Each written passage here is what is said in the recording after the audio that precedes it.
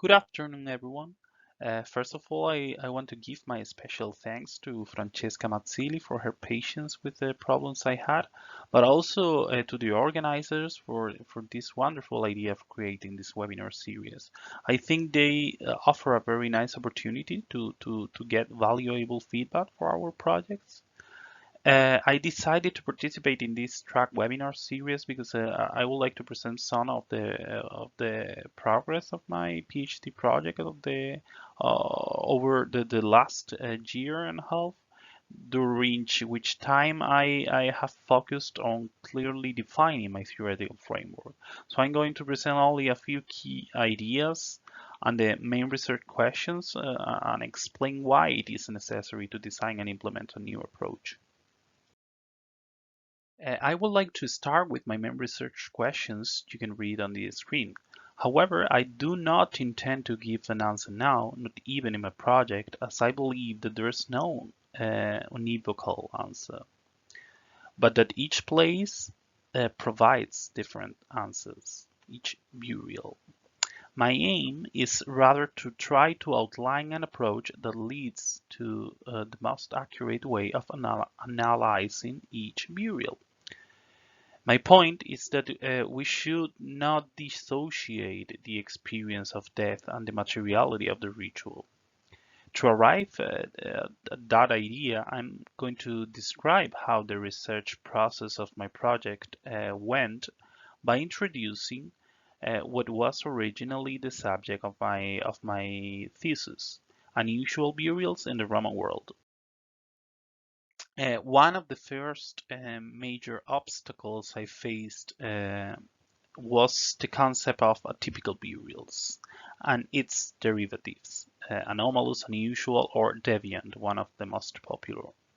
So my aim was to establish a set of typologies, as usual in archaeology, and to investigate the written evidence to find a reason for their existence, which would be, according to my hypothesis, my original hypothesis, in the different conceptions of the afterlife that coexisted in Roman times. Here on the screen you can see one example of a deviant burial from Londinium. In this case is a woman in prone position with a big stone on her back.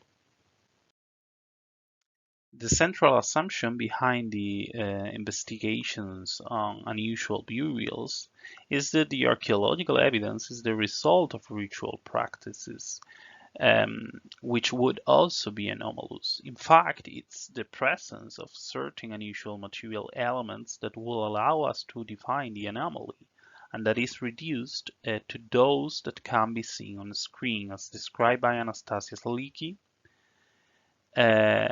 The way, basically, they are the way the body is placed, the use of space, and the presence of certain objects and artifacts that are related to violent practices against the dead. In a word, the key to the identification of these anomalies is materiality. But why are these individuals buried in such an anomalous way? The most accepted hypothesis is fear of the dead. It is based on numerous written sources, especially ghost stories in Greece and Rome. But the key point is that the individuals buried in this way engage in reprehensible behavior during their lifetime, or that they died in circumstances such as suicide or premature death, and therefore they become pernicious entities to the living and need to be tied up or forced to remain in the grave. It would be a form of magical religious violence of an apotropaic character. This argument is supported by certain written sources, like this inscription from Sarsina, Italy. In it, Horatius Balbus donates funerary spaces to his fellow citizens, but excludes voluntary gladiators, suicides, and those who have done dirty business. Despite the dominant argument in this inscription, the exclusion is marked by the absence of the ritual, specifically of a space to celebrate it, and not by any kind of differential ritual treatment. Indeed, reprehensible behavior with negative connotation did exist in Roman society, but if there is any funerary practice that reflects deviant behavior, it is the intentional absence of burial. However, the traditional explanation is to reinforce the exclusion argument by alluding to eschatological beliefs, especially those related to dark entities such as larvae, umbrae, or lemures. If one looks through the bibliography of studies on anomalous burials, sooner or later one will come to one of the most cited articles to defend the hypothesis of social exclusion in life reflected in death. It is this article of Talia Shea. In the citation of on the screen, the author's anthropological influence can be clearly seen both in her reference to the relevant pre-existing literature and in her use of the term social persona, which is repeated constantly in the paper and is very important since this term, as many of you know, is borrowed from the Saxe-Binford model, which holds that the social persona of the deceased in life is reproduced in the tomb, in the death, in the cemetery.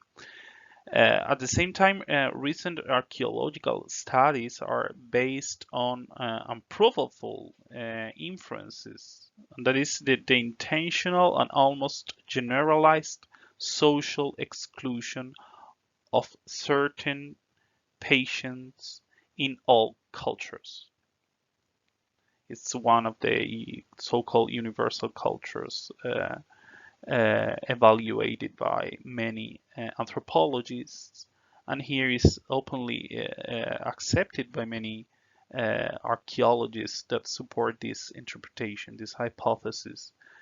For that reason, in the last studies, as this monograph you can see on the screen, authors or researchers are on the search for bone pathologies to identify abnormal burials associated with patients or those who have received violent treatment during the ritual. In this slide, I bring one more example of two so-called unusual burials. Both are from the same necropolis and both are placed in prone position, which is one of the criteria identified by Anastasia Saliki. One of them contains rich grave goods and was buried in a coffin, but the other lacked a coffin and grave goods. So this raises the question of why concern will be shown for individuals who are apparently excluded from society or who without being excluded exhibited reprehensible behavior. So in other words, if the person is excluded, is reprehended, why is such an expensive burial infrastructure being used? So, to sum up, I find that the obsession with explaining unconventional funeral practices using necrophobia or fear of the death as the main argument is a well-established sensationalist tradition. In fact, Ian Morris already commented several decades ago on the disproportionate attention paid by archaeologists to the eccentricities of Roman funeral ritual and in general to um, burial habits in antiquity and in the classical world. Also, Edeltraud Aspocht suggests that because of the exceptionality of unusual burials, there has been a tendency to interpret this ritual as anomalous because they are exotic to our Western perception. So in the end, everything is about the old conflict between emic and etic perspective. The famous conflict in anthropology, in archaeological anthropology, and in religious studies. It is all about imposing or forcing the perspective so our current Western perception prevails. But additionally, the fear of the dead as an idea that shaped burial rituals has recently been deconstructed by Alison Emerson using mainly literary evidence. So she concludes that the written sources about rites and funerals suggest that fears of metaphysical danger surrounding corpses are not sustained or not valid. But my claim here is that we should not speak about deviance or something like unusual, but about diversity and funerary individuation as a form of religious individuation and innovation. That is much more fruitful to describe and to analyze how death rituals and the dead are shaped and defined. So the notion of deviant has a deep negative connotation, as has been claimed by religious studies scholars and sociologists. Actually claim that such alternative ways of carrying out the ritual must be seen from the acknowledgement of diversity in the interaction between the living and the dead, which is part of the afterlife conception in the Roman world. Because we should remember that in the Roman society, when a person died and after the proper rituals are accomplished, uh, um, ancestor cult comes, and it comes every single year during certain festivals such as Lemuria or Rosalia. So the social religious relationships between the living and the dead should be regularly maintained, renewed. Such interaction is not always ritualized, of course, because sometimes it's spontaneous, like the dismantling of graves for the construction of houses, which is documented. But both ritualized and spontaneous relationships have one factor in common, and it is that they are based on a specific attitude towards the deceased, their space, and their agency. However, in the ritual treatment of the body, this attitude is involved and brought into action through a system of relationships made up of space, artifacts, the body, divinity, and belief, and which all are connected in a constant influence and transformation. Consequently, Roman unusual burials need to be reconceptualized, as they were neither deviant nor infrequent, but were ritual strategies commonly developed by society to reintegrate certain members of the community, the deceased in this case, into the framework of its worldview. Normativity is not a useful category for the study of these rituals. Furthermore, these burials are rather privileged evidence to study the diversity of material elements that define these funerals. So they show individual innovations based on personal choices, inventions. They show alternative strategies that are adopted to face certain contingencies of life, and which in this case, in Roman funeral, would be a desired post-mortem fate for the deceased. So funeral ritual should not be understood as static or fixed, standardized, as some archaeologists argue, but rather dynamic and subject to changes. Examples of these contingencies are these two burials I'm showing right now on the screen. They are reused burials, so they are showing rituals that involve grave opening practices. And these rituals also meet some of the Anastasia Saliki's criteria for being considered unusual, of course. However, Liana Brandt, the author who studied these two burials, argues precisely that they were more common than we consider, and that the difficulty lies in their hard identification. Moreover, these two examples also allow to introduce another caveat, namely the idea that the Roman world was a highly precarious world in material terms specifically. So far, we have tended to think of Roman death from the point of view of the elites, who are always overrepresented given their ease of being archaeologically detectable.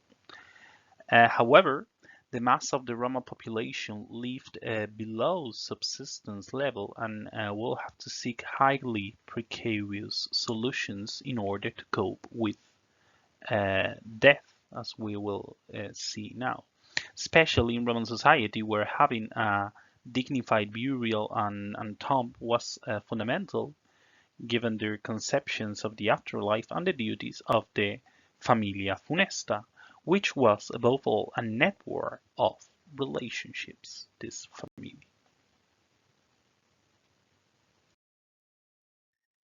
My explanation so far has served to try to present the idea that ritual should be seen first and foremost as a material problem. Ritual covers the need to deal with a dead body that is decomposing by the moment. It must be relocated for social, religious, and sanitary reasons, and the family is tied to these duties. Therefore, we must adopt a responsive approach to the situationality of religious action and its material expression. This means that there is an attitude of duty towards the dead and in the ritual treatment of the cause. This attitude is involved and brought into action through a system of relationships. These relationships are made up of space, artifacts, the body, gods, belief, and all are connected and in constant influence and mutual transformation. That is the basis of the notion of assemblage in new materialism, as we will see. I suggest that in order to understand death, it is necessary to study how it was shaped throughout action, but also through relationships. What does it mean to be dead in each burial? What are the material effects of being dead? Each burial shows a different type of individuality throughout material things. Our understanding of the funeral ritual is transformed by recognizing the materiality of the material things was a central point in the execution of the ritual activity, and it conditions new forms of relationship between the world and the self. The self of the participants and of the deceased, who is the central element of the ritual, because this is a ritual process of transformation. It's a rite of passage. So the forms through which the individual relates to the world are defined by the materiality of the ritual. In other words, we can better understand how these rituals are actively carried out, not only through the actions of the humans in communication, but also by the agency that is generated because of the active combination between participants on the one hand and the material things on the other hand. So these material elements include, of course, everything in a broad sense: rocks, as we saw in the pictures, nails, grave goods, cemetery, the body, or even the weather.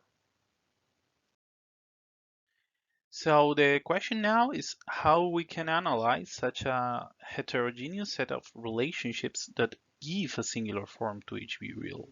This is what I am considering my doctoral thesis, and for this I have decided to design an eclectic approach that combines the lived ancient religion approach on the one hand and new materialism in the other. Obviously, there are many methodological obstacles to first reconstructing a ritual that is only partially known to us. Since I'm short of time, I will only focus on the main theoretical aspects of both approaches and how I intend to apply them in my project over the next couple years. First of all, it's important to note that on the surface, LAR approach and new materialism may appear to be in tension. This is because LAR focuses on the individual's point of view in living religion, primarily through ritual, experience, and religion. The individual is thus in LAR considered the center, and his or her perspective is key to understanding how religion was made. That's why in LAR it is said religion in the making.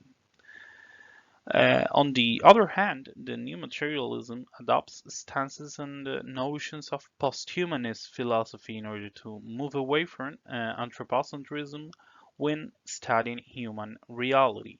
To do so, new materialism tries to develop conceptual mechanisms to ontologically equate the human being with material elements, or rather than borrow these concepts from post-human philosophy. It does this through two conceptual tools mainly. The first one is the post-human subject, and the other one is the notion of assemblage, together with that of agency, since they are inseparable. Why is the individual's point of view important in the study of materiality of religion when new materialism seeks to move away from anthropocentrism? On the one hand, it's necessary to bear in mind that, as Bjorn Olsen argues, paying more attention to the material world than has been done so far does not imply the adoption of an anti-human perspective, but one at least looks at material elements as potential agents of influence and change in their own right and in relation to the human being. But how to do that when the focus of the study is religion and funeral ritual, both social phenomena created by humans and most importantly for humans in order to satisfy social, psychological, and spiritual needs strongly present when facing death. For that reason, I paid attention to the idea of a posthuman subject as an unstable self, always in state of becoming, that needs objects, artifacts, animals, spaces, nature, and gods to be in the world. And here, to be in the world is to affect and to be affected. So LAR approach in that way is useful because it invites us to reflect on the importance of the human imagination. And it was one of the criticisms of new materialism. It shall, or made to new materialism rather, to pay attention to this role of imagination. Otherwise, you can explain God's divination magic, the sacred and other superhuman entities, and how imagination acts during the rituals. And I think the main point of the LAR approach here is the arrogated agency, because LAR approach is based on the notion of agency arrogated to the more than human agents, the gods, the divine entities. So I suggest that unless we consider the role of this human imagination, we can't speak about gods and how they relate to the material world. And in the end, if you are studying and if you are reconstructing burial rituals, you have to study the transformation of the corpse into an ancestor, into a god, into a member of the manes, which is a collectivity of gods, of divinized ancestors. and it involves studying or evaluating the question of ritual efficacy. And and since ritual is a material, let's say, project, then this ritual efficacy, this transformation of the um, of the individual, of the dead individual into a god, depends or relies on this materiality. So on the other hand, the importance of material relationality in LAR is obvious because it focuses on religious practices, material in nature. Indeed, it's impossible to understand the role of the individual as an agent of change, a historical agent of innovation in ancient religions, unless we conceived of him or her as embedded in a complex system of material relations. Because rituals were not celebrated in isolation. Individuals made decisions involving the imbrication of everyday objects into religion based on their personal experience by seeing others, but also because of the precarious material world in which they lived. But how am I to implement such an complex approach? Basically, I'm arguing that everything is connected, so in my project, I want to pay particular attention to the effect that objects have on each other and on the human beings, and vice versa, of course, and in combination to produce changes in the world, specifically during the ritual. For that purpose, the concept of assemblage is useful, as it focuses on every configuration of material things that always results, but in different and sometimes unpredictable and contingent ways. Obviously, it is impossible to take everything into account when studying tombs, so I'm forced to choose several elements. First, I focus on three Spanish cities that I take case studies, which are Tarraco, Emerita Augusta, and Cordoba. They are the three capitals of Hispania and are large urban centers in which abundant archaeological evidence has been identified and exhumated. So their necropolises are well known, and they are very heterogeneous and rigorously documented materials. Thus, the way I have organized, or I'm organizing and projecting my analysis, is based on three main sections. The first one is focused on objects, and in this section I want to analyze the grave goods, but also the infrastructures of ritual. Therefore, I will pay attention to the distinction between objects of the dead and for the dead. Also, the infrastructures and natural elements present in the performance or development of the ritual, as well as the necessary presence of professionals in the manipulation and control of the funeral pyres, at least those documented in Cordoba. Also, questions such as what part of the grave goods are memory objects, how could the material properties of these objects affect the preparation and development of the ritual will be answered or at least discussed. Did the objects modify the physicality of the dead or the new ancestor god? Who manipulated these objects? Maybe the professionals or maybe the relatives. If we consider that some of the objects had a high economic value, such as luxury dogs, for example, sacrificed for the ritual, rings or silver coins, at what point were they handled and by whom? Or which of these objects can be considered an extension of the self or of the deceased? How are some of these objects transferred from the home where they are considered everyday objects to the grave where they are considered ritual objects, for example? In terms of spaces, questions are how does the town become a temple, a templum rather? How does the space determine the form in which the ritual takes place, or how do monumentalization and miniaturization act on the ritual? Um, is there any limitation or organization of the space? And finally, regarding body, the questions are how materiality transforms a corpse into an ancestor.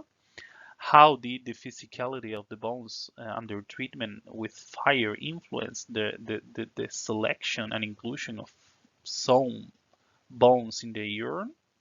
Can we identify specific rituals regarding bones, such as the os resectum? What happened to the bones that were not incorporated together with the ashes? So the aim is not to make a single interpretation of each burial, but to define all the real possibilities according to the evidence. For example, and I'm finishing now with this example. In the case of the cremation we see on the screen from Cordoba, we can evaluate the influence of space on the development of the cremation burial in different ways in relation to the collection of the remains of the deceased and their incorporation into the urine.